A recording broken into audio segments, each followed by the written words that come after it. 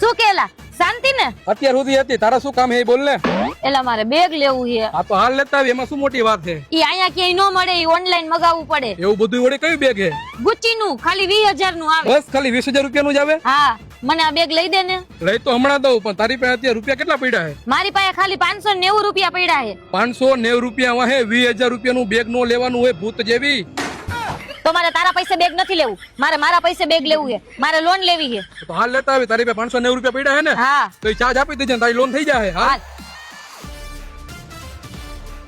આ તો સર અમારે આને પર્સનલ લોન કરવાની છે, તો દે ફટાફટ તારું આધાર કાર્ડ ને પાન કાર્ડ. મેડમ તમારી લોનની પ્રોસેસ ચાલુ કરી દીધી છે, થોડી વાર બેસ. ઓકે, કઈ વાંધો નહીં. તું બેસ, હું થોડીક વારમાં આવ્યો.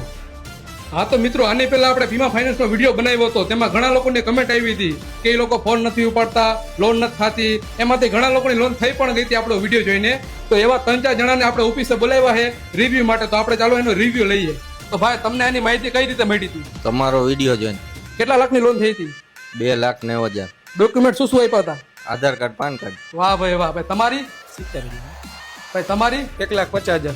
ભાઈ તમારી? 3,90,000. હા તો મિત્રો, આધાર કાર્ડ પાન કાર્ડ ઉપર તો લોન આપે જ છે આ લોકો, પણ જો તમે પ્રોપર્ટી ઉપર લોન કરાવો તો એનો મોર્ગેજ નો ખર્ચો એ પણ વીમા ફાઇનાન્સ આપશે, જે ઇન્ડિયામાં કોઈ નથી આપતું. જા તો જલ્દી મીઠાઈનું બોક્સ લેતો આવતો. આ લોકોએ મને 1,10,000 ની લોન કરી દીધી છે આધાર કાર્ડ પાન કાર્ડ ઉપર.